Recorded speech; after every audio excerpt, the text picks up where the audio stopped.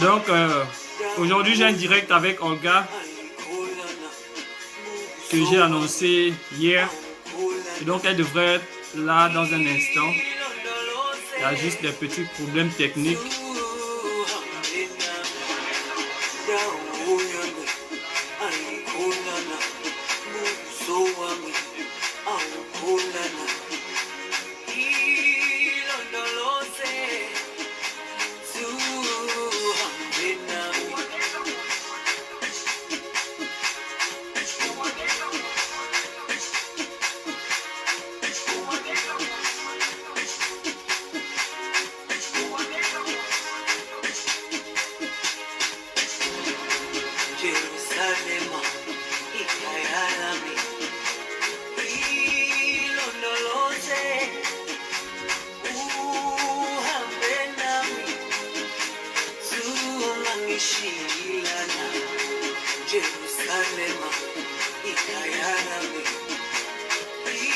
Faites-moi signe qui est connecté là. Je vois 2 personnes connectées.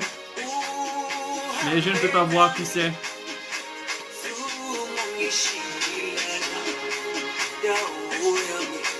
Je vois 3 personnes connectées. Pouvez-vous vous identifier? Olga doit être là dans quelques minutes. Elle a des petits soucis techniques sûrement. Donc aujourd'hui, je vais faire le live avec quelqu'un. J'ai annoncé depuis hier. Olga.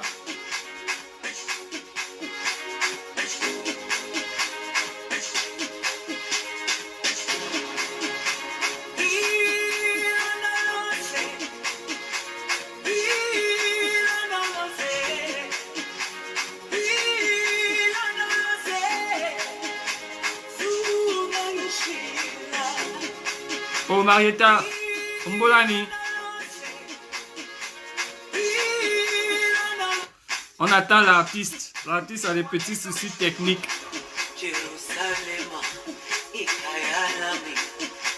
Comment tu vas, Marietta?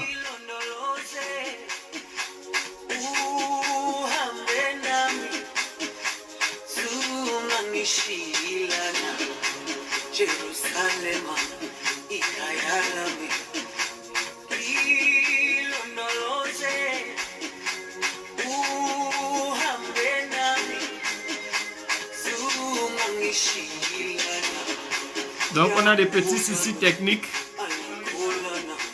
avec Olga qui doit faire son apparition dans quelques minutes. Et on va commencer.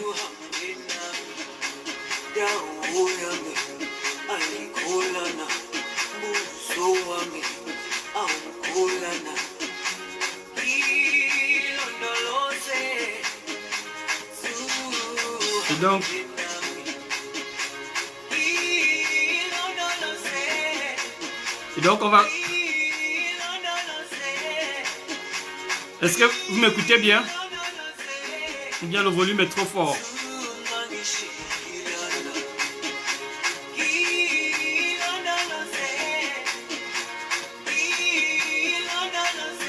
Le volume est bon ou bien est-ce que vous m'écoutez?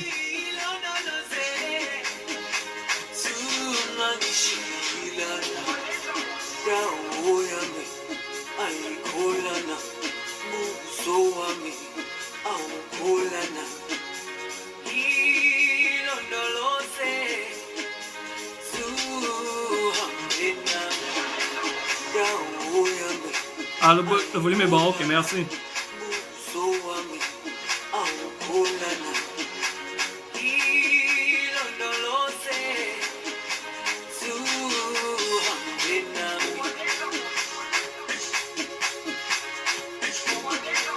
Ou bien c'est l'ennemi qui ne veut pas qu'elle se connecte. L'ennemi ne veut pas qu'elle vienne donner le message ou bien.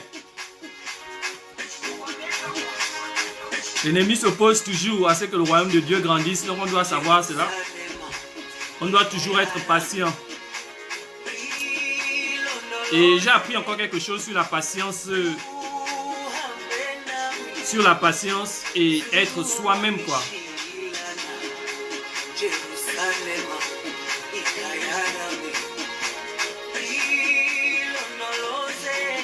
J'ai compris ce que ça fait d'être toi-même, quoi. Ne cherche pas à être comme les autres. On appelle ça comment? J'ai un ami, bon je ne vais pas dire un ami. Ici aux États-Unis, on a une association des Gabonais du Nebraska aux États-Unis. Et donc, j'ai compris une leçon que je vais partager avec vous. Pendant qu'Olga n'est pas encore là, on ne sait pas ce qui se passe. Peut-être que l'ennemi est en train d'essayer de combattre cela. Mais c'est d'essayer d'éviter les vaines discussions. Il y a des discussions qui ne sont pas... ça ne vaut pas la peine de les entretenir, quoi. Quand tu connais la pensée de quelqu'un, tu connais pourquoi la personne... tu connais la pensée de la personne, tu n'as pas besoin de discuter avec la personne, quoi.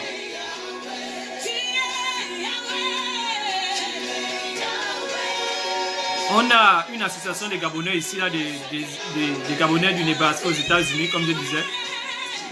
Et donc, il y a un des Gabonais qui a envoyé le message. On a un groupe WhatsApp, là où il y a tout le monde. Il a envoyé le message pour dire qu'il a vu une apparition de Jésus-Christ. Jésus-Christ est apparu. Donc, il a mis ça dans le groupe. Il tenait à partager l'expérience qu'il a eue. Maintenant, ce qui s'est passé, c'est que je ne connaissais pas le gars personnellement parce qu'ici aux États-Unis, c'est pas forcément que tu vas connaître tous les Gabonais. Il y a chacun dans son chacun, comme on le dit. C'est bien dommage parce que nous sommes dans une terre étrangère, on doit être ensemble. Beaucoup de gens n'ont pas encore compris ça. Mais aussi le problème que ici, là, c'est un pays busy. On dit busy, occupé. Beaucoup de gens, nous sommes tous occupés, travail, école, maison. Et donc, on n'a pas vraiment l'occasion de se voir. Donc, je ne connais pas le gars. Donc, il a envoyé le message. Dans le groupe, j'ai vu le message. Maintenant, il essayait d'expliquer aux autres que il a vu l'apparition de Jésus-Christ. Maintenant, quand il a envoyé ça dans le groupe, j'ai regardé. Ensuite, je l'ai envoyé en inbox. Je l'ai écrit en inbox. Mbolo J Chanel. Je l'ai écrit en inbox. Je lui ai dit, ben, j'ai vu ton message, tu as dit que tu as eu l'apparition de Jésus-Christ. Moi, c'est Guy. Toi, c'est qui? Puisque je ne te connais pas, mais je sais qu'on est dans le même groupe des Gabonais du Nebraska. Ensuite, il me fait comprendre qu'il me connaît parce que, bon, moi, je me suis dit qu'il me connaît parce que je suis dans les membres du bureau. Je suis en charge de la communication. Donc, il a dit, il me connaît. Maintenant, on a essayé d'échanger un peu. J'ai dit, j'ai envie de connaître un peu plus sur la situation que tu as vu l'apparition de Jésus. Maintenant, on a parlé. Ensuite, il y a une personne qui a envoyé dans le groupe. J'ai envie de connaître le teint de Jésus que tu as vu. Elle a envoyé le message. Le Jésus que tu as vu, il était de quelle couleur? Quand j'ai vu le message directement, le Saint-Esprit m'a dit, ce genre de questions-là ne répond pas parce que je connaissais déjà la pensée derrière la question. C'est ce que j'appelle souvent les débats de Cristiano Ronaldo et Messi. C'est-à-dire quelqu'un a déjà son point de vue. Tu n'as pas besoin de débattre avec lui parce qu'il va te donner les arguments. Donc il y a certaines discussions, tu n'as pas besoin de rentrer. Tu connais déjà ce que la personne veut. Continue ta route. J'ai dit au gars, j'ai envoyé vite le message en inbox. J'ai dit, la question la personne a demandé là, tu n'es pas obligé de répondre. Ne réponds pas ça. Après il m'envoie le message en me disant, tu sais, je vais répondre, on doit prêcher l'évangile et tout et tout. J'ai dit, ah frère, je connais la pensée de la personne. Ne réponds pas, ce serait un débat inutile. Il me dit, non, on doit prêcher l'évangile. J'ai dit, ok, on doit prêcher l'évangile, mais ça c'est un tonneau vide. Si on peut dire ça comme ça, c'est-à-dire, tu vas perdre ton temps. Il m'a dit, non, il va répondre. J'ai dit, ok, va, répondre. Quand il part pour répondre, la personne répond aussi. Ça fait que répondre, ils ont commencé à rentrer dans la religion. Une autre personne aussi est encore rentrée, parler. Une quatrième personne est rentrée, ils ont commencé à parler. Je regarde les messages. Ils ont bien fait 5 à 6 heures du matin jusqu'au soir. Parler. Et donc, jusqu'au soir, j'étais tellement surpris. Après, à la fin du message, il dit, Alléluia. Olga est là. Coucou, shalom, homme de Dieu, shalom. Shalom. Comment ça va là-bas? Ça va, merci. On t'attendait un peu là. Ouais, je suis là. Les, pro- les Shalom problèmes, à tous ceux qui nous regardent en ce moment. les problèmes techniques du Gabon, toujours. Ouais. Donc, j'étais juste en train d'expliquer à ceux qui étaient déjà connectés l'expérience que j'ai eue avec Ouais. le fait qu'il y a certaines discussions qui ne vaut pas la peine d'être entretenues, quoi. Souvent, il y a certaines personnes, tu connais déjà la pensée de la personne, tu sais en réalité ce que la personne veut. Et donc, la façon que la personne t'aborde, tu peux directement dire, c'est pas la peine que je continue à parler, quoi, parce que je connais la pensée de la personne. Et donc, comme j'expliquais, ici au Nebraska, du Nebraska, il y a un Gabonais qui a envoyé dans on a un groupe WhatsApp, il a envoyé qu'il a eu une apparition de Jésus-Christ. Et ensuite, j'ai discuté avec lui. Bonsoir Anouchka, comment tu vas? Que je voulais savoir un peu plus de l'apparition de Jésus. Après, on a échangé. Ensuite, il y a une fille, bon, pas une fille, une femme qui a envoyé dans le groupe. Elle veut savoir de quelle couleur était le Jésus qu'il a vu. Et quand j'ai vu le message, j'ai dit j'ai dit au gars que ne réponds pas à cette question parce que je connais déjà la pensée profonde de la personne. Et il m'a fait comprendre que non, laisse, je vais reprendre, tu sais, on doit faire l'évangélisation, les gens doivent écouter Christ et tout. Et tout. J'ai dit, frère, je connais la pensée de la personne. Il a répondu. Elle a aussi répondu. Ils ont commencé à faire, reprendre. Ils ont fait peut-être 6 heures de temps. À la fin, maintenant, ils ont compris qu'ils ne s'accordaient pas. Et après, il dit à la fin, je comprends que c'était inutile même que je parle. Je devais même écouter ce qu'on m'avait dit. Après, j'ai envoyé le message en inbox que tu aurais gagné du temps. Les 6 heures ou 7 heures de temps que tu as parlé en train de débattre. Ouais. Tu pouvais lire tout le Nouveau Testament et comprendre l'Apocalypse et nous donner les prophéties. Donc, Ouais. donc c'est ça. Vous pouvez commencer à partager la vidéo. On va commencer dans notre thème d'aujourd'hui. Alléluia. Ouais. Donc, vous pouvez commencer à partager la vidéo et on va commencer. Je vais commencer par prier pour présenter les moments au Seigneur afin qu'on soit édifié, afin que ces moments ne soient pas inutiles, mais que ce soit toujours utile à ce que quelqu'un puisse être béni. Et on va Amen. échanger. Et si vous avez des questions, vous pouvez poser vos questions. Il y aurait des réponses. Et c'est pour ça qu'on est là. Donc, je vais prier. Seigneur, mon Dieu, mon roi, merci, Seigneur, pour cette opportunité. Merci parce que toi, Seigneur, tu es là, tu es présent. Tu dis quand 2 ou 3 s'accordent dans ton nom, tu es présent. Papa, je prie que ces moments soient des moments où nous partageons, où nous donnons des avis, mais surtout où nous partageons Christ. Un moment, Seigneur, où les gens sont édifiés, un moment où, Seigneur, les gens prennent de toi et comprennent, Seigneur, l'importance de t'appartenir. Merci parce que tu es vrai. Merci d'être l'alpha et l'oméga dans nos vies. Merci d'être celui sur qui nous comptons en tout et pour tout. Merci, Seigneur, de soutenir nos vies aujourd'hui, encore même pendant ce COVID-19, que toi, tu es toujours au milieu de nous à nous soutenir. Que ton nom soit béni et que cet échange soit autour de toi. Au nom de Jésus-Christ, Amen. Amen. Alléluia. Donc, tant qu'il n'y a pas encore de questions, moi, je vais poser des questions. Mais puisqu'il y a déjà des gens qui sont connectés, est-ce que Olga, tu aimerais te présenter un peu plus? Bon, c'est vrai que j'ai déjà donné qu'elle s'appelle Olga. Je ne sais pas si tu aimerais ajouter quelque chose pour ceux qui ne te connaissent pas, afin que tu puisses dire un peu de toi.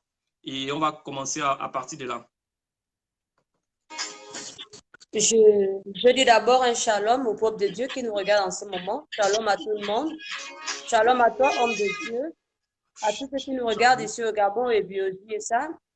Je me présente ayant Olga, servante de l'Éternel. Je bénis l'Éternel qui a permis ces moments du direct. Et je sais que ce n'est pas le dernier direct. Ces directs seront partagés. Je souhaite vraiment que ce direct soit partagé.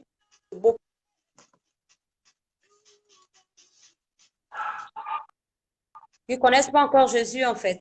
Que ça soit une occasion pour eux de connaître le Seigneur. Amen.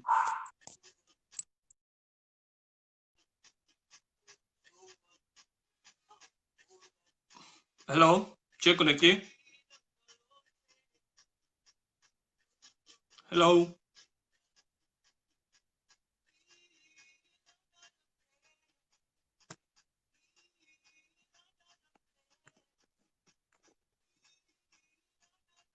Problème technique. Nous rencontrons des problèmes techniques.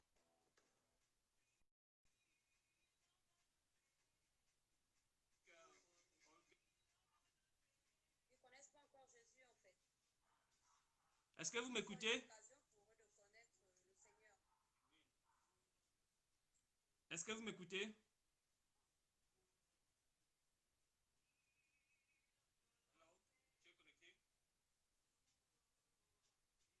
Est-ce que vous m'écoutez?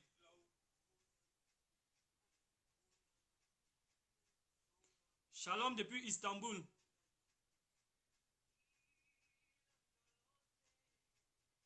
Est-ce que vous m'écoutez?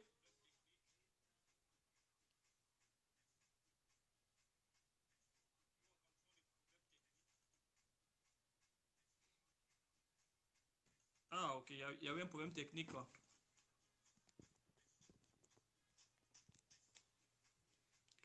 Je dis que la connexion du Gabon, là, vraiment, je pense que quand il y a toujours un problème entre États-Unis et Gabon, c'est toujours le Gabon. Parce que j'ai toujours dit, quand Dieu envoie le Wi-Fi sur la terre, ça tombe d'abord aux États-Unis, ensuite les États-Unis partagent aux autres. Donc, s'il y a un problème de connexion, ce n'est jamais au niveau des États-Unis, c'est toujours dans le reste du monde. Ça peut être en Chine, ça peut être partout. Parce que quand Dieu envoie le Wi-Fi sur terre, ça tombe d'abord aux États-Unis, en plus, les États-Unis peuvent maintenant partager. Donc, on rencontre des petits problèmes techniques. C'est vraiment dommage. Hein? Voilà. Ouais, c'est vraiment dommage. C'est vraiment dommage que ça bug. C'est la connexion du Gabon qui bug peut-être, mais Satan est petit. Dieu est plus grand que la connexion. Amen. Alléluia. Donc, voilà. Il n'y a pas encore de questions pour le moment. Moi, je vais commencer par une question simple. Si une personne te demandait qui est Jésus pour toi, quelle serait ta réponse? Qu'est-ce que tu peux dire à quelqu'un qui est Jésus pour toi? Bon, Jésus pour moi, je vais répondre tout simplement que Jésus pour moi est mon Seigneur et mon Sauveur personnel. Amen. Parce qu'en lui, j'ai la vie. C'est grâce à lui que je suis debout. C'est grâce à lui que chaque souffle de mot que j'ai dépend de Jésus. Amen. Mon toute de vie dépend de lui. Donc, en lui, il est tout pour moi. Amen. Donc, je ne sais pas si Jésus est tout pour les autres. Pour moi, il est tout. Parce Amen. que c'est lui qui renouvelle le souffle de vie en moi à chaque moment de ma vie. Alléluia. Je dors, c'est grâce à lui. Je me lève, c'est grâce à lui. Amen. Voilà. Effectivement. Et ma deuxième question sera sur, puisque il y a des rumeurs qui disent que tu t'es été converti après le film El Diablo. Mais avant de te poser cette question, j'aimerais revenir sur le fait que tu as répondu que Jésus est ton Seigneur. Et vraiment, ça, c'est une réponse très effective parce qu'aujourd'hui, quand tu demandes à quelqu'un qui est Jésus, il va te dire Jésus est le Seigneur. Il va te dire Jésus est le Sauveur du monde. Mais très peu de gens disent Jésus est mon Seigneur. Donc, j'appelle souvent mes frères à quitter de cette Jésus est le Seigneur et apporter ça à toi personnellement. Jésus est mon Seigneur, Jésus est ma force, Jésus est celui qui me soutient. Et donc, quitter de ce Jésus qui est à celui qui est en toi. Et tu peux même voir ça dans le livre dans Matthieu. Jésus a posé la question à ses disciples. Oui. Qu'est-ce que les gens disent que je suis? Tous ont commencé à donner des réponses. Certains disent que tu es Jean-Baptiste, certains disent que tu es un prophète, certains disent que tu es Élie. Ensuite, Jésus est parti un peu plus loin. Il a demandé, maintenant, vous, qui dites-vous que je suis? Et il y a une personne arrivée à répondu, tu es le Christ, le Fils du Dieu très haut. Donc, il n'y a que Pierre qui a pu répondre à la question.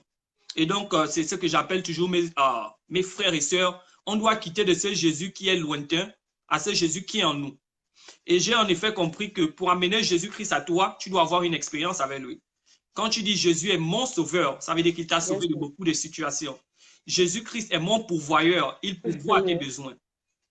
Et donc, ta réponse est très effective et j'aime ça vraiment. Maintenant, ma question est la suivante. Quand as-tu donné ta vie à Jésus-Christ? Est-ce que c'était après le film El Diablo? Parce que j'ai écouté que c'était après le film que, à cause du rôle que tu as joué, tu as commencé à avoir des nightmares, tu as commencé à avoir... Ensuite, tu as décidé de donner ta vie à Jésus-Christ. Est-ce que c'est vraiment après ce film ou bien c'était avant?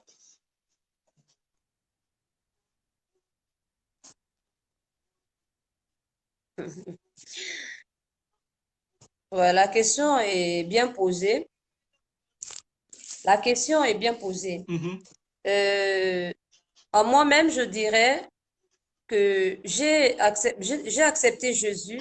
C'est pas après le film, non. mhm, Je l'ai accepté inconsciemment. Je l'ai accepté parce que déjà l'amour que j'avais dans mon intérieur et uh-huh, l'amour que j'avais pour Dieu, yeah. je l'avais inconsciemment, ne sachant pas que Dieu m'aimait déjà avant toute chose. Wow. Avant même moi-même, je ne savais pas que Dieu m'aimait parce que je l'ai accepté plus jeune, en Mhm. fait. Donc, ce n'était Je l'ai pas après le accepté film. plus jeune. Non. Le film, non, c'était pas après le film. Le film, c'était juste un film comme tout autre. C'était un Uh-huh, film comme tout autre. Comme les Nigériens, comme... Attends, c'était un film comme tout autre, yeah. d'accord? Ces Uh-huh, films étaient pour conscientiser. yeah. C'était pour conscientiser, Mhm, pour montrer la réalité de la vie quotidienne de tout un chacun, hein, uh-huh. sans exception. Voilà, c'était juste pour apporter un petit message qui nous amène à ce que tout le monde doit savoir que la vie facile, il y a un prix à payer derrière. Oh, exact. La vie facile, sache qu'il y a un Beaucoup prix de à gens se payer. disent, Et avec Jésus, voilà,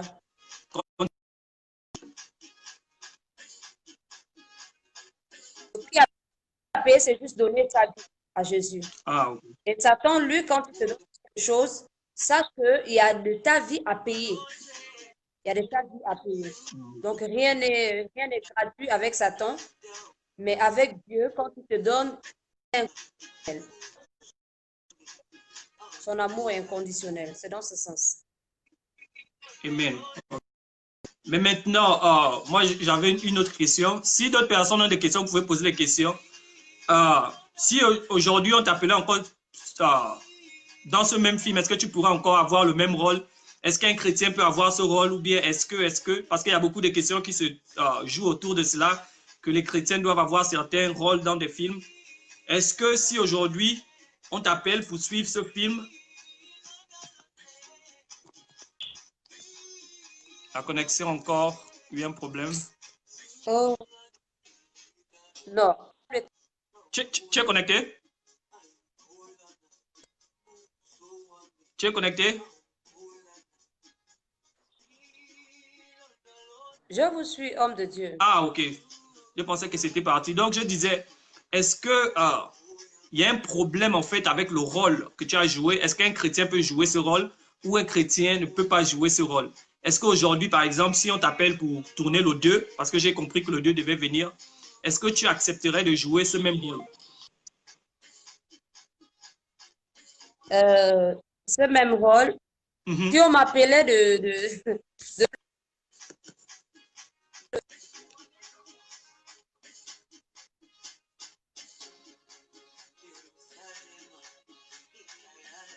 Problème technique, le Gabon, le Gabon.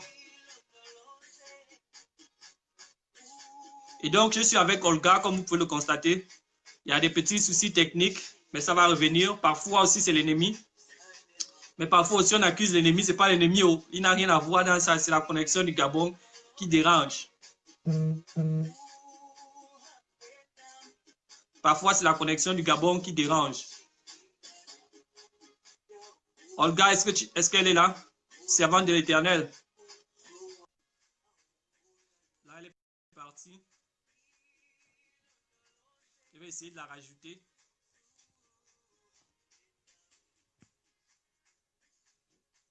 Donc, c'est comme je l'ai dit, s'il y a toujours des problèmes techniques, ça ne peut jamais être aux États-Unis. Parce que quand Dieu envoie le Wi-Fi au monde, ça passe d'abord par les États-Unis, après les États-Unis distribuent à tout le monde. Donc, ce ne serait jamais nous. Mais je vais revenir sur ce que je parlais au début, qu'il y a certaines discussions qui ne sont pas dignes d'être débattues, quoi. Parfois, quand tu connais la pensée de quelqu'un, tu n'as pas besoin de te lancer dans le débat.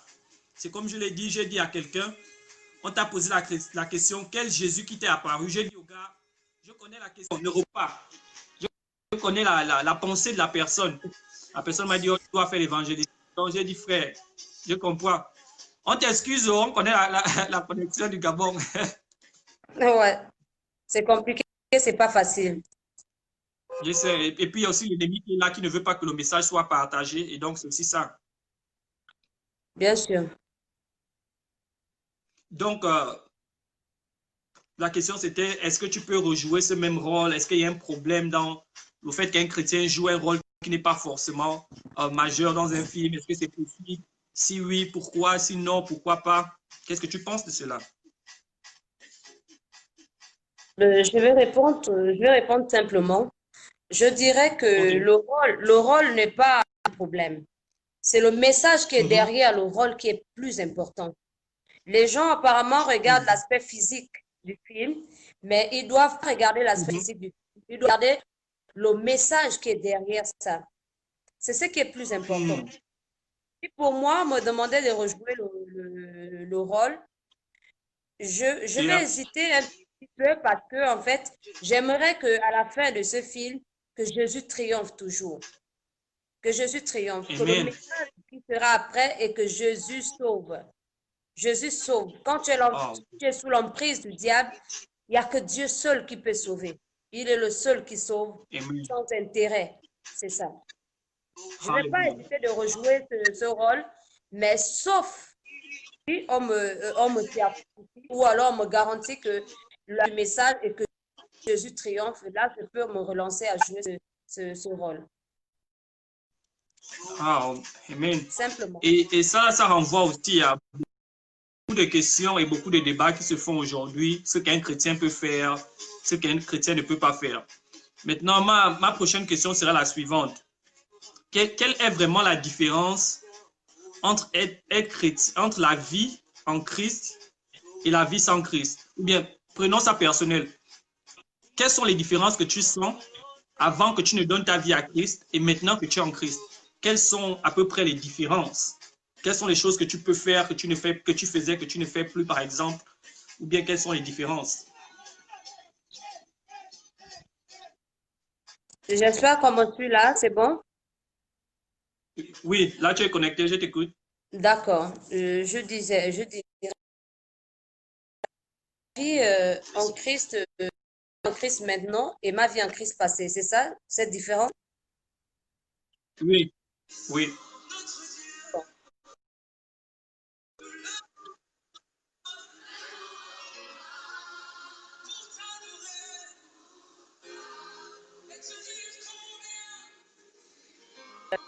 Je disais, avant que je n'accepte Christ dans ma vie, Yep. j'avais, j'avais une façon de fonctionner dans ma vie, d'accord? Mhm. Physiquement, Yes.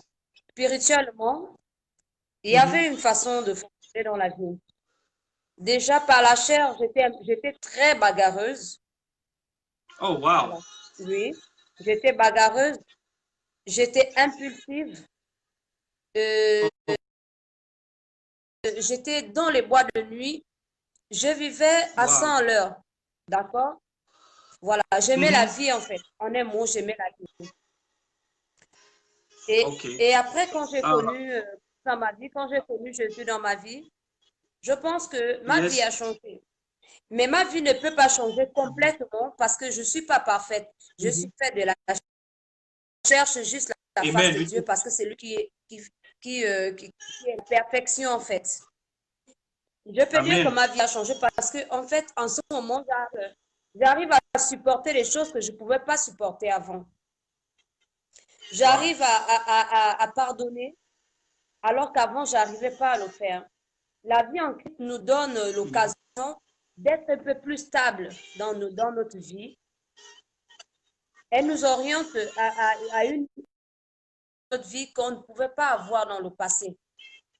La vie en Christ Mhm. nous apprend à être plus responsables dans notre façon de Yeah. faire, dans nos foyers, avec nos enfants, avec notre entourage. Il y a une façon de se comporter quand tu as Jésus dans ta vie, quand tu as la vie chrétienne en toi.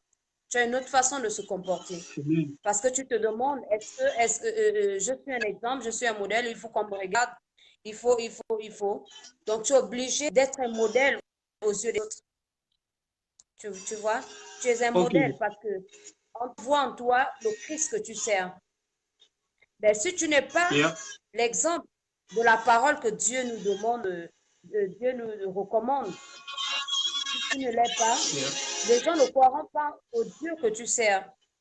Tu comprends? Amen. Voilà. Yeah. Donc, on est obligé de faire des efforts quand tu es en Christ. Il faut être patient. Il faut être amour.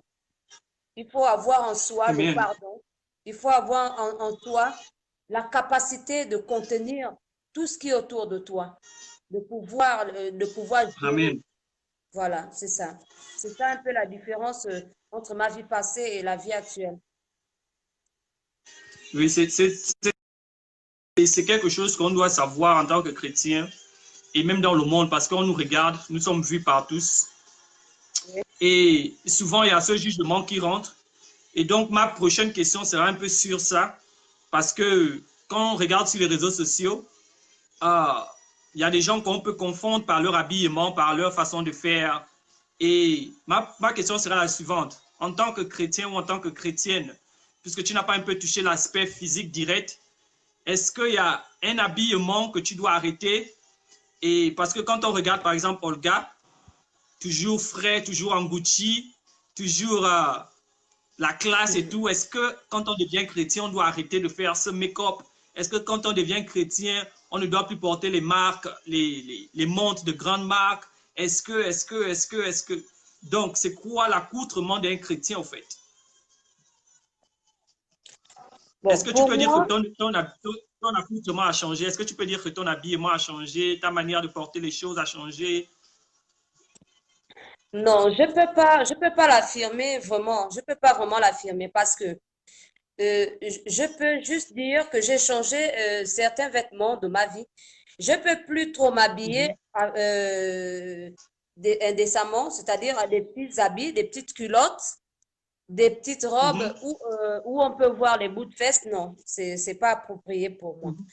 Je n'ai pas changé. Je peux m'habiller, faire mon make-up, faire tout ce que je peux faire. C'est mon corps physique, mais ce n'est pas mon corps spirituel. D'accord? Dieu, il est Amen. dans le Mhm, spirituel. Même si on peut dire que le physique influence aussi. D'accord? Le mhm, physique influence. Tout ce que je peux conseiller, c'est de s'habiller décemment, d'être un exemple. Vestimentairement, nous devons apporter un exemple à ceux qui sont autour de nous. D'accord? Amen. Je peux pas Yeah. dire qu'il faut arrêter de faire le make-up parce que si tu vas évangéliser dans une maison, Mhm, on te voit en bling-bling, on te voit bien vêtu, ça mhm, pousse tes réflexions à dire que comment une belle fille comme ça peut évangéliser parce que les gens ne pensent pas que des belles personnes peuvent évangéliser. Ah non, il faut mhm. donner un exemple en soi-même. Quand on va évangéliser, tu dois Yeah. être bien vêtu, tu dois apporter un exemple à la personne que tu vas évangéliser. Ok, ça c'est très bien. Dieu n'est pas seulement dans la vie, parce qu'il y a certaines personnes qui pensent que quand tu as accepté Dieu, tu portes Mhm, des longues jupes, des longues robes, tu te délaisses toi-même. Non, c'est pas comme ça avec la vie chrétienne. Non. Dieu, tu dois mhm. être, notre Dieu, il est beau. Donc, nous devons être tous Amen. beaux, belles. Voilà. Alléluia. Nous devons être non seulement physiquement présentables, spirituellement présentables. Ainsi, ceux qui sont autour de nous seront influencés par notre façon non seulement d'être physiquement et spirituellement. Voilà. Amen.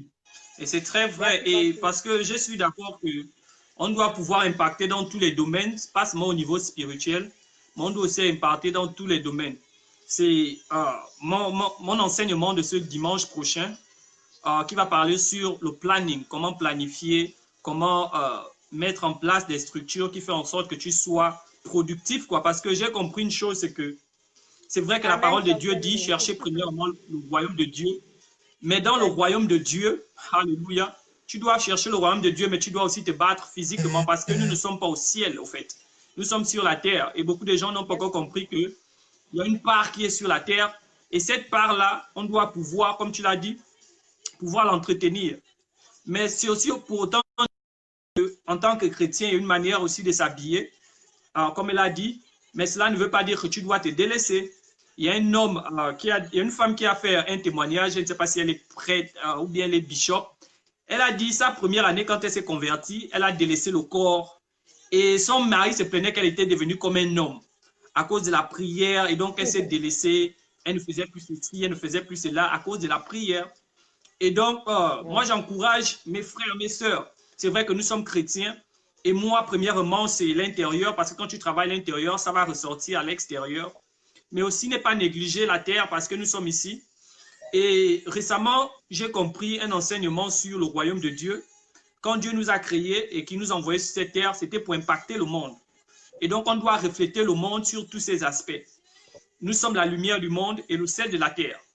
Amen. Tu ne peux pas être chrétien et vouloir te cacher. Tu ne peux pas être chrétien et ne pas vouloir refléter.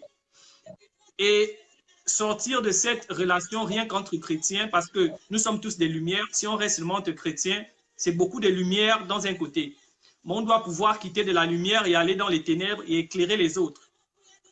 Et savoir que la vie chrétienne ne se limite pas à la prière et le jeûne, comme j'ai dit, mais aussi cet aspect physique qu'on doit pouvoir impacter le monde et pouvoir montrer un exemple. Mais souvent aussi dans cela, ce qui est mauvais, c'est que on en fait un peu trop au nom de la grâce.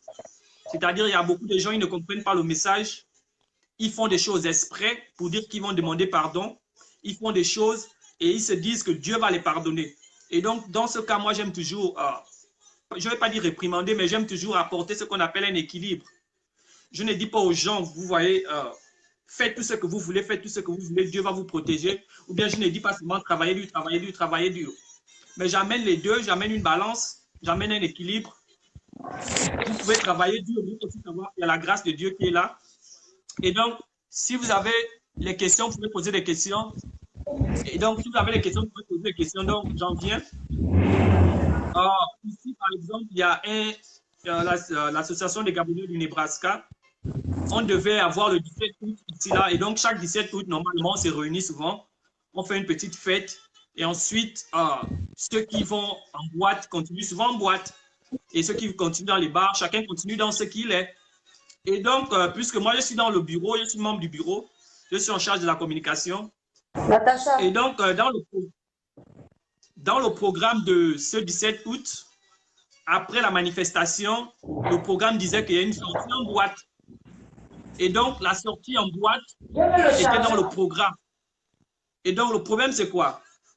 L'un des Gabonais du Nebraska m'a fait comprendre que je sais que tu ne pars pas en boîte, mais à cause de l'événement, est-ce que tu ne peux pas venir en boîte juste pour l'événement? Maintenant, je l'ai fait comprendre que moi, je ne vais pas en boîte. Maintenant, il m'attaque en disant, est-ce que tu es le seul chrétien? Je connais les chrétiens qui vont en boîte, je connais les chrétiens qui fument, je connais les chrétiens qui boivent. Et donc, ce genre de débat, moi, je ne rentre pas dans ça parce que je connais déjà la position de X ou Y. Donc, moi, je dis souvent, le chrétien qui boit, il sait pourquoi il boit. Le chrétien qui fume, il sait pourquoi il fume. Le chrétien qui va en boîte, il sait pourquoi il va en boîte. La Bible ne dit pas, tu ne partiras pas en boîte. Donc, je ne peux pas dire à un chrétien comme moi, ne pars pas en boîte. Mais je peux conseiller en disant aux frères, est-ce qu'aller en boîte, qu'est-ce que ça t'apporte? Mais s'il va en boîte, ça ne me regarde pas, quoi. Je ne dois pas faire comme lui. Et donc, les gens pensent souvent que parce que les autres chrétiens font, que toi aussi, tu dois faire. Je dis non, ce n'est pas parce que lui, il va en boîte que moi aussi, je dois aller. Il n'est pas mon exemple. Jésus-Christ est mon exemple. Et donc, il y a souvent cet aspect-là qu'on doit comprendre que les autres chrétiens ne sont pas forcément nos modèles, mais le modèle, c'est Jésus-Christ. Donc, je ne fais pas les choses parce qu'un chrétien, si un chrétien trompe sa femme, ça ne veut pas dire que moi aussi, je vais le faire. Si un chrétien tue, je ne vais pas faire parce que les autres font. Et donc, on doit sortir de cette religiosité où on veut faire comme tout le monde. On doit pouvoir être unique dans ce qu'on fait. Alléluia. Et donc, comment tu vois la place du succès en tant que chrétien? Donc, ma prochaine question est la suivante. Si une personne a des questions, il n'y a pas de questions. So, ma question est la suivante. En tant que chrétien, est-ce qu'un chrétien peut être riche, par exemple? Ou bien tous les chrétiens doivent avoir le minimum, ou bien les chrétiens doivent être pauvres? Quelle est ta situation par rapport à la richesse et le chrétien? Bon, en fait, la richesse, je ne peux pas vraiment définir, parce que la meilleure richesse, elle est en Jésus, elle est en Christ. Parce que Amen. pour moi, la richesse, elle est en Christ. Donc, je ne peux pas dire, parce que si tu poses la question à quelqu'un aujourd'hui, est-ce que tu veux devenir riche ou pauvre, il te dira forcément, je vais devenir riche. Mais Exact. ils ne comprennent pas ou alors ils ne savent pas que la vraie richesse se trouve en Jésus. Parce que l'or et l'argent Amen. appartiennent à notre Dieu. La vraie richesse est dans Jésus, en fait. Donc, Alléluia. un chrétien doit avoir le minimum vital. Le minimum vital. Pas être trop riche, pas être trop pauvre. Parce que sinon, tu serviras un et tu laisseras l'autre. Soit tu serviras Dieu et soit tu serviras Dieu, tu laisses l'argent, soit tu serviras le Dieu maman. Il y a un qui prime souvent sur l'autre. Donc, il faut juste demander aux chrétiens, la prière que le chrétien doit faire, c'est Dieu ne me donne pas trop de richesse et ne me rend pas aussi pauvre. Je vais vivre à la juste valeur que tu veux que moi je sois. Parce qu'on ne doit pas vivre selon nous, nous devons vivre selon la volonté de Dieu. Si Dieu décide qu'on devienne riche aujourd'hui, que Dieu soit loué. On ne peut pas refuser la richesse de Dieu parce que c'est lui qui élève et c'est le même Dieu qui abaisse. En fait, pour moi, je ne peux pas définir qu'un chrétien doit être pauvre, un chrétien doit être riche. Non. Un chrétien doit avoir la valeur selon la volonté de Dieu et non selon la volonté d'un homme. Amen. Voilà. Et ça, c'est une réponse très bonne. Et moi, je vais juste apporter un équilibre sur la réponse de Olga. Effectivement, c'est comme tu as dit, c'est la volonté de Dieu déjà qui prime dans tout ce qu'on fait. On marche selon la volonté de Dieu, on marche selon ce que Dieu nous dit, le plan que Dieu nous dit. Et tu as dit un bon point, c'est qu'on ne peut pas faire ce que les autres disent. Mais moi, je suis parvenu à comprendre une chose, c'est que la Bible dit l'argent est un mauvais maître. Oui. C'est-à-dire que si tu peux assujettir l'argent, c'est bon de l'avoir. Mais si tu sais que tu ne peux pas assujettir l'argent, c'est mauvais de l'avoir parce que c'est comme tu as dit, la Bible nous dit, toi tu serviras l'un et tu aimeras plus l'autre. Et donc en réalité, tout dépend de ton cœur et comme tu l'as dit, la vraie richesse est en Christ. C'est en Christ que nous voyons la vraie richesse. Et donc quand tu rentres en Christ, alléluia, Dieu lui-même il te donne un cœur de pouvoir posséder certaines choses. Et le cœur de pouvoir marcher selon ta capacité. Mais le plus souvent aussi, la Bible est mal interprétée sur le sujet de l'argent. Et déjà, l'argent a une connotation négative à cause de « Alléluia ». Pour moi, la richesse n'est pas un problème, mais l'important, c'est ce que nous donnons à la richesse. Merci Audrey pour participer. Et donc, j'en reviens. Ce que je disais, c'est que souvent, on se délaisse en disant que je ne veux pas avoir ceci, je ne veux pas avoir cela, je fais le minimum. Mais moi, j'ai compris une autre chose, c'est que tant qu'on peut dominer sur l'argent, c'est-à-dire, si tu peux avoir l'autorité sur l'argent, ce n'est pas mauvais. Mais si tu sais que tu ne peux pas avoir l'autorité sur l'argent, ne cherche pas à en avoir plus. Et donc, si tu appelles en avoir plus, ne refuse pas parce que certaines personnes, ils se sont eux-mêmes limités que je n'ai pas envie d'avoir plus, sinon je vais déraper. Et donc, ça les limite dans ce qu'ils font et dans ce qu'ils demandent à Dieu. Parce qu'ils se disent que si je vais abandonner Dieu. Mais moi, je lis les hommes de Dieu qui ont eu et qui ont gardé la foi. Plus tu as l'argent, il y a un homme de Dieu qui a dit, plus tu as l'argent, plus tu peux aider. Plus tu as l'argent, plus tu peux faire grandir le royaume de Dieu. Donc, en réalité, tout dépend de la mentalité. Et comme je le dis toujours, tout dépend de ta consécration avec le Seigneur. La relation que tu as avec le Seigneur, c'est ce qui détermine tout. Et donc, si une personne dit, par exemple, je veux le minimum, c'est sa relation avec le Seigneur. Personne ne doit juger cette personne. Maintenant, si une personne dit, je veux le maximum, ça veut dire que c'est le Seigneur qui a déjà mis des grandes choses avec. Comme moi, quand je prends les enseignements sur cela et le Seigneur met ça à cœur, j'ai eu des frères qui se posent un peu déjà à mon enseignement, qui se posent un peu à mes idées, quoi. Et moi, je ne me pose pas leurs idées. J'ai dit, frère, nous sommes tous différents, on ne doit pas tous être les mêmes. Le Seigneur a mis dans mon cœur que je dois aider beaucoup de gens. Et pour pouvoir aider beaucoup de gens, tu dois pouvoir en avoir beaucoup. Déjà, que ma petite famille que j'ai, ça ne me suffit pas. Plus les amis, les gens qui m'appellent de ceci, cela. Le Seigneur sait en effet que je dois posséder pour pouvoir aider.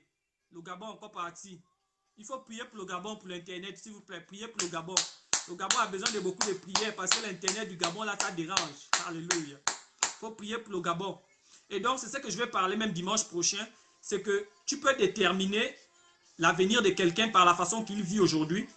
Quand tu regardes quelqu'un, comment il marche, tu peux savoir ce qui va arriver. Le couteau, quand tu prends un couteau est neutre. Mais si tu donnes le couteau à un bangando, il peut tuer les gens. Mais si tu prends le même couteau, tu donnes ça à ta mère, elle va te préparer la nourriture. Donc en réalité, l'argent est neutre. Mais tout dépend de la personne qui détient l'argent. Une personne bonne, il peut prendre l'argent, il va commencer à construire les églises, il va créer des assemblées, il va créer des business et il va embaucher les gens vont venir travailler. Mais maintenant, une personne qui est mauvaise, par exemple, il va prendre cet argent, il va commencer à coucher les filles, il va prendre cet argent pour faire des choses mauvaises. Mais donc, en réalité, l'argent en lui-même est neutre. Mais c'est la personne qui détient l'argent qui rend la chose bonne ou mauvaise. Mais le problème, c'est que les gens ont mal compris la parole de Dieu qui dit « Heureux les pauvres ». Mais la Bible dit « Heureux les pauvres en esprit, pas les pauvres en argent ». C'est à cause de ce que depuis la nuit des temps, beaucoup de gens ont minimisé le côté de l'argent et le diable prend le dessus sur l'argent et domine les gens. C'est à cause de ce que tous vos DG, les grandes personnes qui sont dans les grandes entreprises, ce sont des personnes qui ne craignent pas Dieu. Et vous êtes étonnés quand une personne part pour demander le travail à une fille, on veut coucher avec elle. Si c'était un chrétien qui appartenait à cette assemblée, le chrétien ne devait pas demander de coucher avec la personne. Et donc, on doit pouvoir travailler aussi pour pouvoir avoir ces aspects, alléluia, afin que nous puissions aider les autres, afin d'aider le maximum. Priez pour le Gabon, pour la connexion. Le Gabon a besoin de beaucoup de prières pour la connexion. Alléluia. Priez pour le Gabon, pour la connexion. Priez pour la connexion du Gabon. Oh.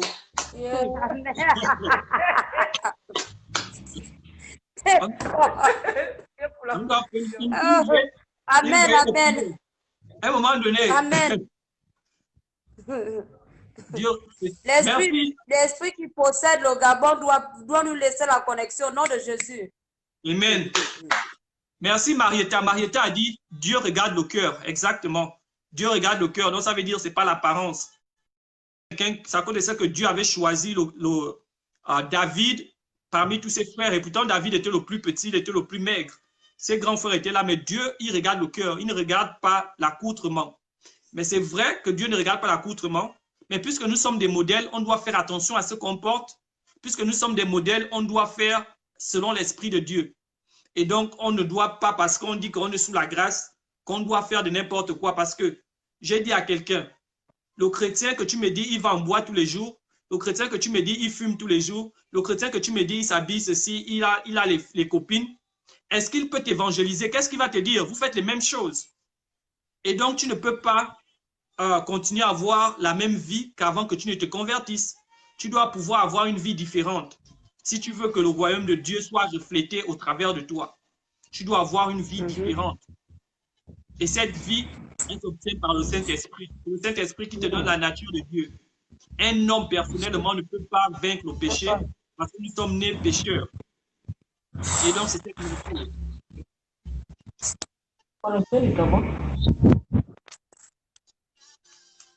Est-ce que tu m'écoutes? Non, je ne t'écoute pas. Ah, ok. Si elle ne m'écoute pas, c'est que c'est forcément au Gabon, parce qu'il n'y a jamais les problèmes aux États-Unis. Amen. Tu peux me relancer en vidéo, s'il te plaît? Relance-moi en vidéo. Attends.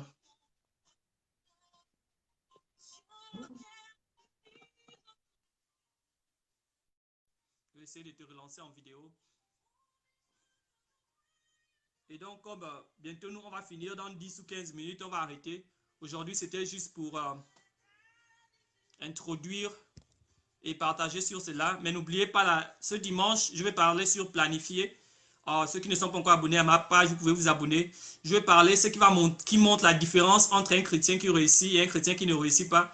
Et moi, j'appelle tous les chrétiens à réussir parce que si tous les chrétiens ont un bon niveau d'argent, nos sœurs ne vont pas souffrir de donner leur corps. Nos sœurs ne vont pas faire ceci, nos sœurs ne vont pas faire cela. Je n'arrive pas à te voir sur... Alléluia. Je n'arrive pas à la voir. Donc, il faut savoir planifier parce que, comme je l'ai parlé dimanche passé, tout va changer. Il n'y a rien qui est stable sur terre. Alléluia. Les Blancs parlent de 5G et vous parlez encore de Dieu. Pitié des Noirs. Ce que tu oublies, c'est que Dieu est au-dessus de la 5G. Et même la 5G qui se fait, il y a la 6G qui vient. Pitié des Noirs.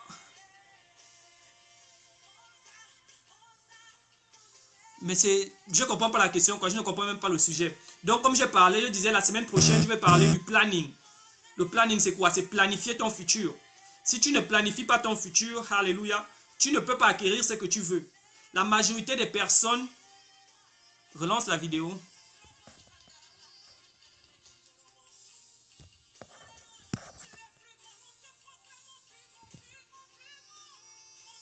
Attends, je vais essayer de te relancer, quoi.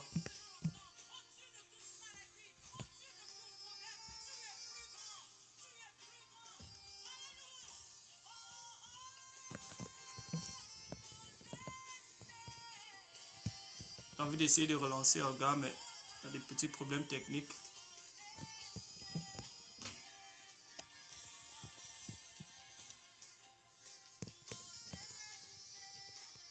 Tu vas devoir sortir d'abord du direct complètement. Après, tu reviens. Essaye un peu cette technique. Sors d'abord du direct, après tu reviens. Après, tu me refais la demande. Donc, c'est ce que je disais. C'est qu'on doit pouvoir planifier pour notre futur. Toutes les personnes qui ne planifient pas pour leur futur, vous voyez leur suite. Donc, moi, je ne suis pas un chrétien qui est seulement la sainteté.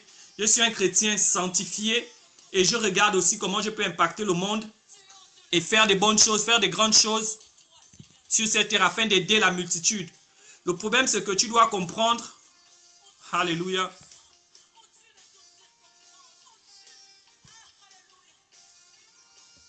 donc c'est ça, tu dois comprendre que ta vie est importante et que si tu ne fais pas ce que tu dois faire, il y a quelqu'un qui souffre quelque part à cause de toi.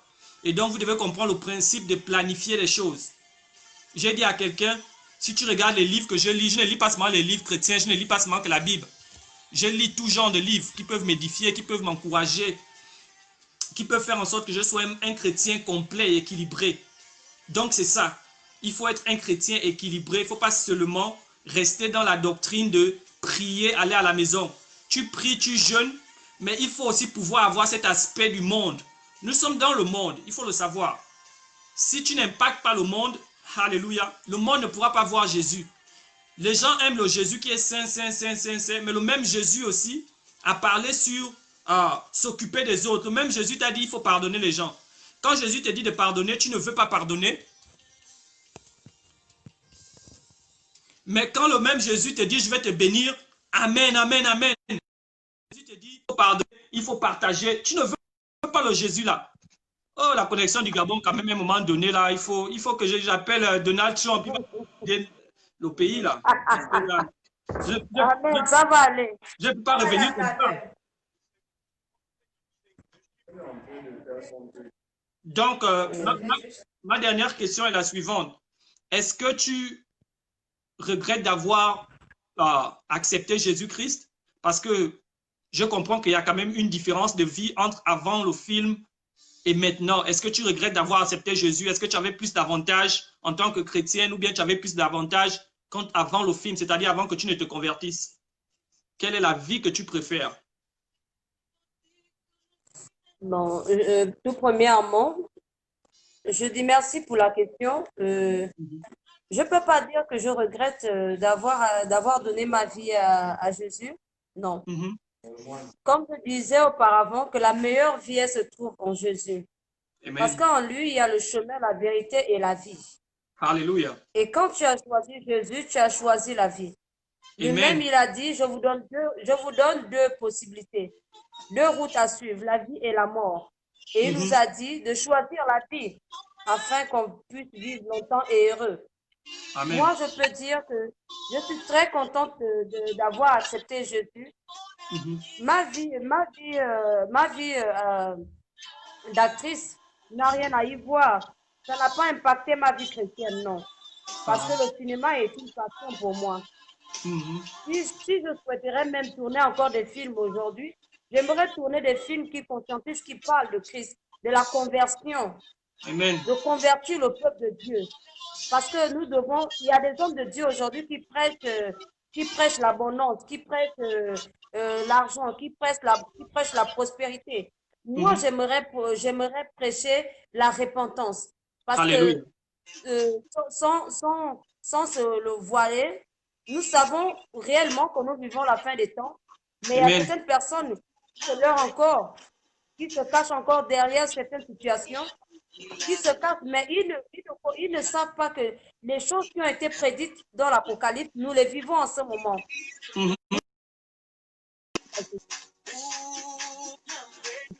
Parce que tu ne connais ni l'heure ni le jour où Amen. Dieu peut m'interpeller. Je ne connais ni l'heure ni le jour Amen. Je peux être heureuse aujourd'hui parce que je peux mourir aujourd'hui, je vais mourir en Christ parce que j'ai donné ma vie à Jésus. Amen. J'ai été baptisée par immersion. Donc aujourd'hui, je peux mourir en paix.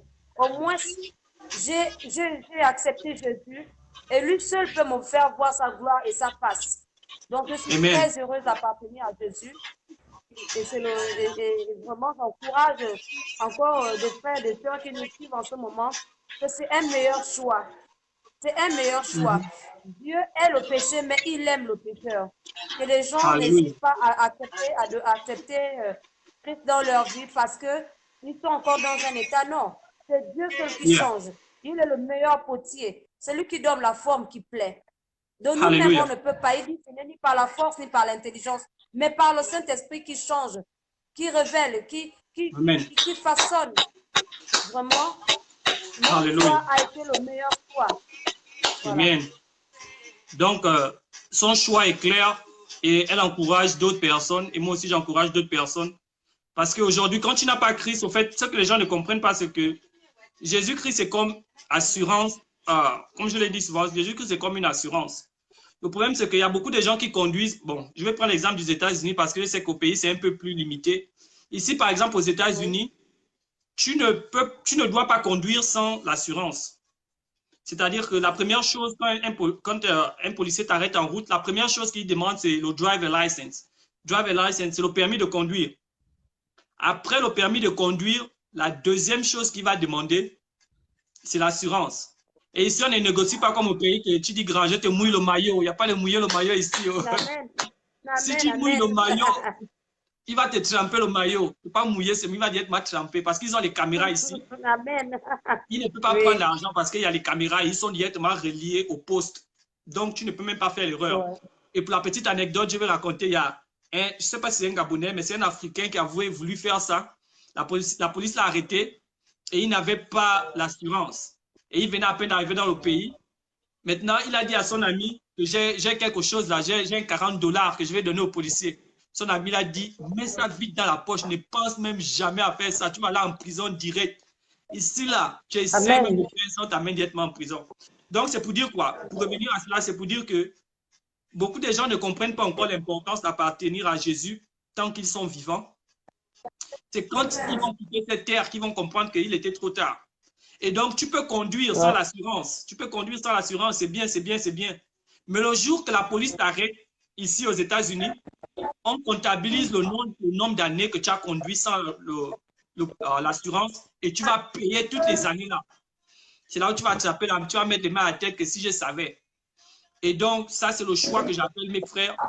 Tant qu'il est temps, donne ta vie à Jésus-Christ. Cela ne veut pas dire que tu vas arrêter de suivre les matchs. Ça ne veut pas dire que tu vas arrêter de frotter les make-up. Ça ne veut pas dire que tu vas arrêter de faire ceci, tu vas arrêter de faire cela. Et comme j'ai aussi compris quelque chose avec Christ, c'est que quand tu donnes ta vie à Jésus-Christ, lui-même, il va te dire les choses qu'il faut arrêter. C'est à cause de ce que certains chrétiens continuent à suivre le match, par exemple. D'autres ne suivent plus. Ça veut par exemple dire que celui qui a arrêté de suivre, peut-être que lui, il adorait le football. Et Dieu nous dit qu'il ne veut qu'on adore rien. Il faut savoir que l'idolâtrie, ce n'est pas seulement se prosterner devant une statue. Toute chose peut devenir idole. Tes enfants peuvent devenir des idoles. Ta femme, ton argent peut devenir idole.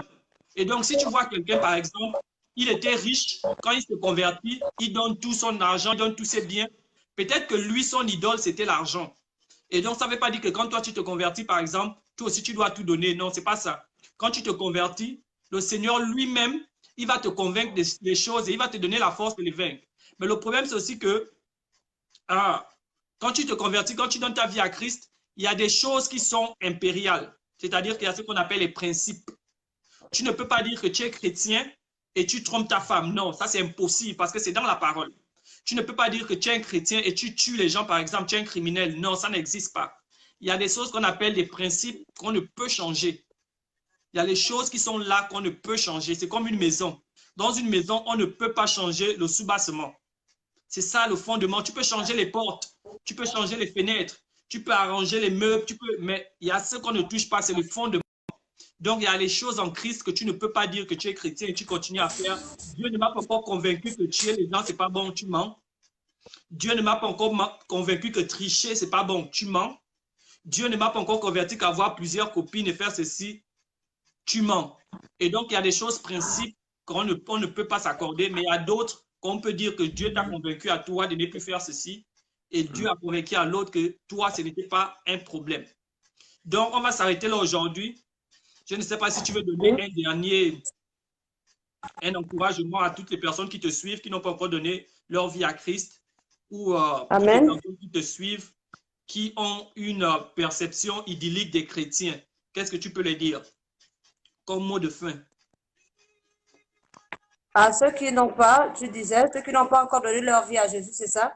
Oui, ceux qui n'ont pas encore donné leur vie à Jésus-Christ, qu'est-ce que tu les conseilles? Qu'est-ce que tu peux les dire? En fait, pour dire ceux qui n'ont pas encore donné leur vie à Jésus, comme un temps soit peu, tu expliquais, homme de Dieu, tout à l'heure, qu'il y a ceux-là qui ont encore peur de donner leur vie à Jésus parce qu'ils ont peur de laisser certaines choses de leur vie. C'est vrai que notre Dieu, c'est un Dieu jaloux. C'est un Dieu jaloux. Mais notre Dieu, il nous accepte dans notre état. Amen. Dans notre état. Il dit, venez à moi, vous tous qui êtes fatigués et chargés, je vous donnerai du repos. Alléluia. Donc, pour ceux-là qui n'ont pas encore accepté Jésus, qui laissent le raisonnement, qui laissent leur identité, afin que Dieu se leur donne une nouvelle identité. Parce que quand tu te donnes une identité, tu te donnes une limite en toi-même. Tu te dis, moi, je ne peux pas faire ceci, moi, je ne peux pas faire cela, je ne peux pas. Tu raisonnes. Le moi existe en soi. Mais moi, je dirais à mes frères ou mes sœurs qui me regardent en ce moment que le moi n'est pas des hommes. Le moi, il est de Dieu parce qu'il est le seul qui s'appelle je suis. Il est le seul qui s'appelle moi. Donc, nous devons tous abandonner toutes ces choses-là. Je leur demande de donner vraiment leur vie à Jésus parce que ce n'est pas quand il sera trop tard qu'ils vont accepter Jésus. Ce sera trop tard. Parce que la seule occasion que Dieu nous donne, c'est tant qu'on vit. Ce n'est pas sur le lit de l'hôpital que tu diras, si je savais, ou alors tu vas appeler Dieu. Non. Dieu laisse parfois des situations dans la vie de ses enfants pour qu'ils sachent que Dieu est celui qui peut et celui qui ne peut pas. Il est le début et la fin. Alléluia. Donc, c'est maintenant ou jamais où chacun doit donner sa vie à Jésus. Ne regarde pas, mon frère ou ma soeur qui me regarde, ne regarde pas trop à la beauté. Ne regarde pas trop aux choses du monde. Parce que sa parole déclare que tout passera, sa parole ne passera pas. Alléluia. Il ne faut pas qu'il soit trop tard. Ce n'est pas le jour de la mort, le jour que tu seras dans le cercueil que tu vas regretter, non. Il faut que nos frères et nos sœurs sachent que c'est quand tu es déjà dans la tombe, il n'y a plus de repentance. La seule repentance, c'est quand tu es encore sur terre. C'est le moment. Ça. Après ça, il n'y aura plus d'occasion. Oh là là. La connexion?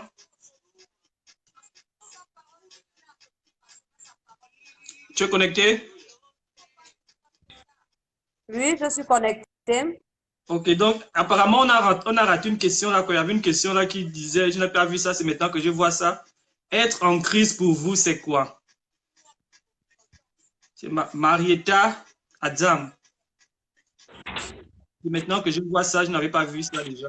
C'est maintenant que je viens de voir ça. Tu veux que je réponde à la question ou bien tu veux commencer ou bien je peux commencer à la répondre?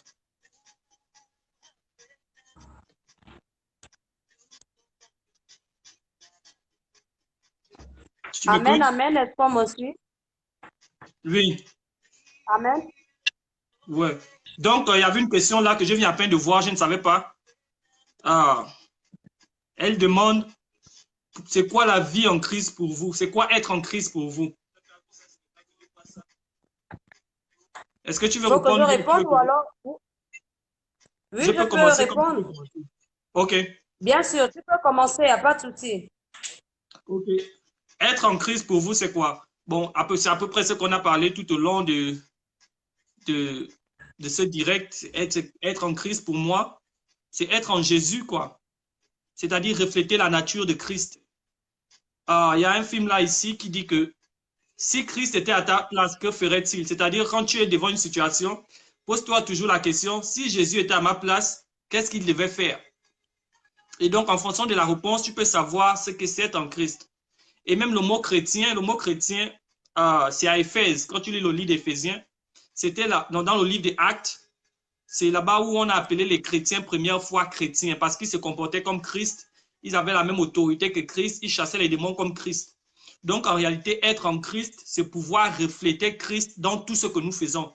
Pas seulement Christ dans une partie, mais dans tout Christ. On doit pouvoir refléter tout Christ. Mais comme Olga a bien signifié, c'est que nous ne sommes pas parfaits.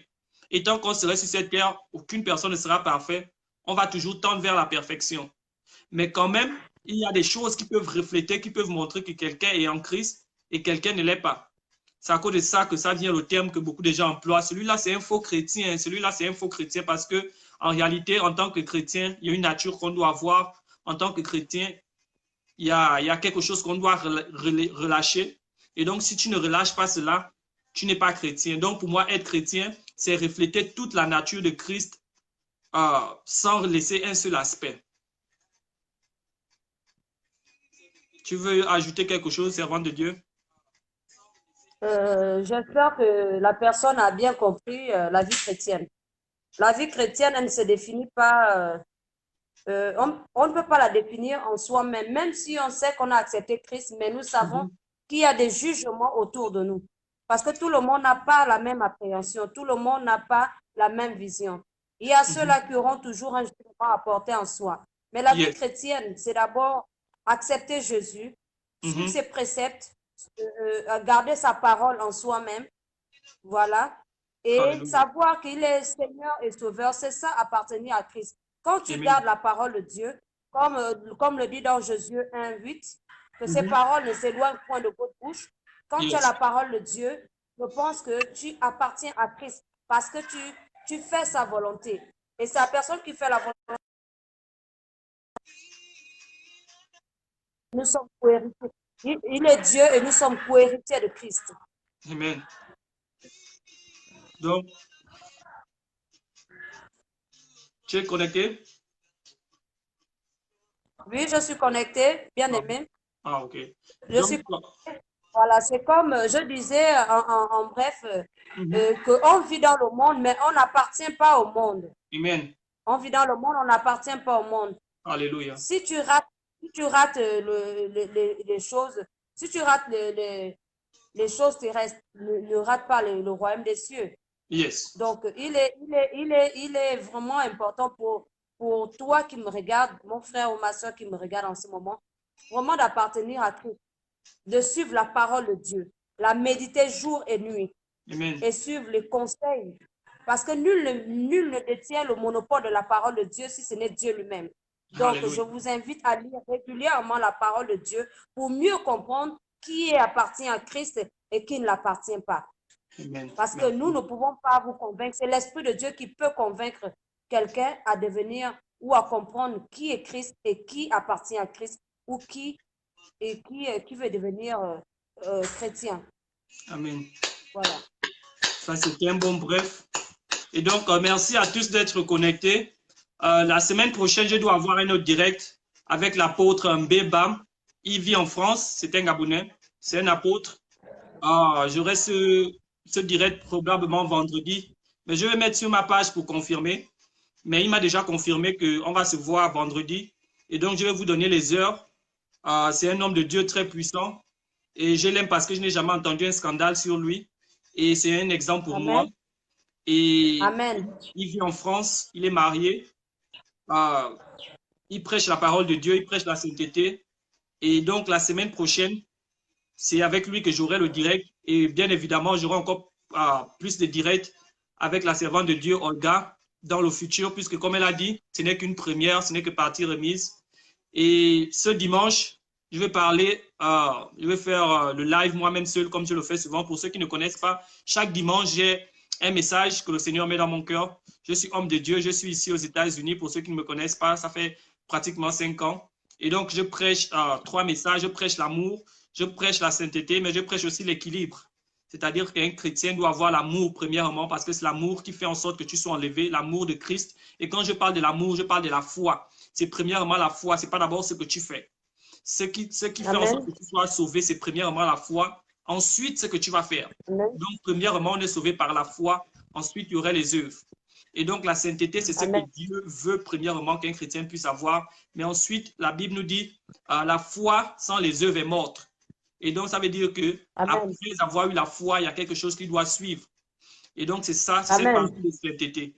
Maintenant, la partie équilibre, c'est la partie où j'ai compris qu'en tant que chrétien, il y a des choses que tu dois faire pour pouvoir impacter le monde qui est autour de toi. Il y a des choses que tu dois pouvoir produire pour aider les autres. Et quand je parle d'aider, ce n'est pas forcément financièrement. Tu peux prendre ton temps, tu peux prendre 10 minutes, tu peux aider quelqu'un. Ça, c'est donner. Et ça rentre dans le cadre de donner. Beaucoup de gens pensent que le donner, c'est seulement donner de l'argent. Donner, c'est donner ton temps. Au fait, donner, quand tu regardes le mot hébreu du donner, ça veut dire se donner. Ce n'est pas premièrement donner quelque chose. Le mot hébreu de donner, ça veut dire se donner. Ça veut dire que tu dois pouvoir perdre quelque chose au détriment d'une autre personne. Et donc, c'est cette partie que je prêche. Donc, je prêche amour, sainteté et équilibre. Parce qu'il faut être équilibré dans tout ce qu'on fait. Si tu restes seulement dans un côté, on appelle ça que tu es déséquilibré. Ça veut dire que beaucoup de chrétiens abandonnent la foi parce qu'ils ne se sentent pas dans ce qu'ils font. Ne vis jamais ta vie chrétienne à cause des autres parce que les autres font. Non, non, non. Parce que si tu continues, tu n'arriveras pas loin. Ça veut dire que beaucoup de personnes, quand il est devant le pasteur, il vit une vie de sainteté, il fait comme s'il était chrétien ou bien il a une attitude. Il chante les chansons de la louange. Ah, l'agneau, immolé.